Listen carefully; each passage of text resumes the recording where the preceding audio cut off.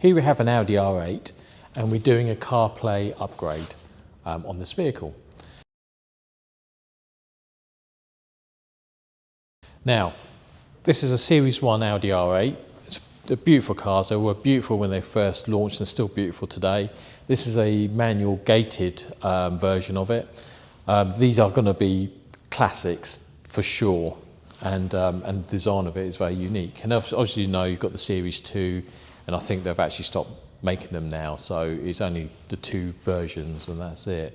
So like I said, this is a Series 1. The car is really quick and everything about it is just perfect, but unfortunately the audio does go out of date. And at the time when it was first launched, it had the latest audio system in there, and it pretty much did everything you needed to do. But today, you know, everyone's getting used to CarPlay. Everyone wants CarPlay because basically you've got smartphones and you want to have all the compatible apps on your smartphone to work on the CarPlay. So you've got the modern maps and always updated. You've got Waze, Google Maps, Spotify, things like that. So that's the only thing that's letting this car down now is the actual stereo system. So the only viable option is basically a double DIN stereo because that will just sit nicely in the dash. So let me show you the stereo at the moment.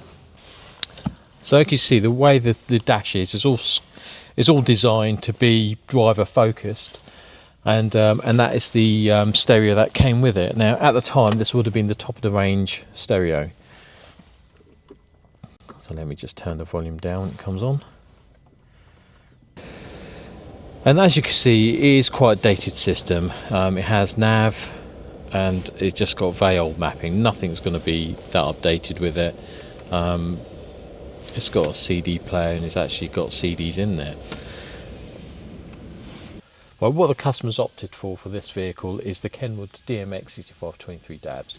Now, the reason for that is a double DIN stereo, it's a 6.8 inch screen, and it's going to fit in there quite nicely. It's going to go in there and look pretty much not that far off how it looks at the moment. You can go for like a floating head unit and it will just stick out with a screen there. Would it be in keeping? You know, probably not. So something like that will probably be a better option anyway. You can't go for like the new Kenwood 9-inch in-dash stereos. They don't do a fascia plate for this particular vehicle. It's just too small of an aperture for that to go. So if you did want a bigger screen, it would have to be like a floating screen, which would then stick out a little bit. So I think the customer's made a wise choice regarding what stereo he wants to go for, because it will look pretty much in keeping, and you don't really want to change the looks of the vehicle that much. You want to keep it looking pretty standard, but it'll modernise it. So we'll come back to this once it's all done. Well, the new unit is all in. Have a look at that. So as you can see, it just goes in there flush and it just looks meant to be. So let me turn it on.